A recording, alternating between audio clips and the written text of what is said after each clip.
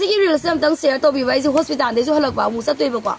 ani sa pi ki sangi le ki da bi ma tang tu de ba kwa ai na yam na saung ni ngi se ko ma ya akhoi na sum pau ta za ba da ma ta za ba da kwa legal procedure hai ta le kwa mi postmortem to da na ko ta ne FIR ma lo ko ta na police ki we ba ma gi legal gi ba sa to bi gi soma ka ngi ni pi rong gi statement na ma di nu pa rong gi statement ba ba nu pi rong gi statement ba ba lo ba long na ding hai ta le kwa long na ding ama ma long na ding ma rang sida nu pa do na victim sa ra ga video tha ga la ma do ma du lai ba gam da thi ba ni ko ma du to ga no manam di pananga ani sa pi gi mo gi youtuber ka ngu na su ma du tha ga ba gi mo gi rush like de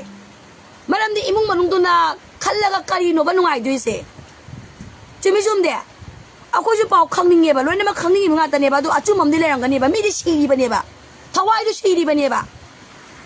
mi me ta society ba ma si ba ba su bu ta ra ne lo ba ya ba ba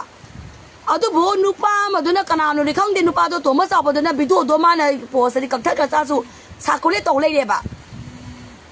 ya ba ma do akwai na video do da ta za ba de ni pi imung do na ma do lu na to video na na pa hom ta ye to bo to bu kaung ta la ga di ha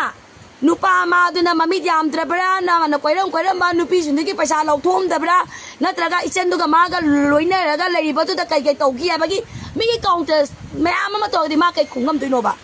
ma do to ga no ba si ne ba social media de akwai ji yaw de yaw ya ba to bo to bu social media da na mo na chong thong ngang ba di ma khoi wei ram ni ba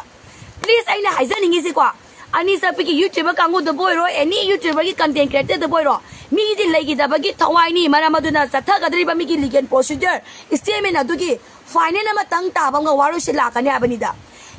nang ye ga legal procedure sa tha ring ma tam si da ai statement loi ding ai da social media tha ga la pai ba se ba si ari ngi puthar ka ni ba nu pa do ko ni pi rong ki statement na ma su lai ram ka ne ba da adu bo hang na ba ma da ni pi rong ki statement na ma ba loading ye ba long na dring ai ma tam si da nu pa rong ki phazan statement long na dring ai tong na dring ai ma tam statement na ma gi kai no ha bi ki board sa ki wari ani je ta ding ai ma tam da social media da tha ga la ga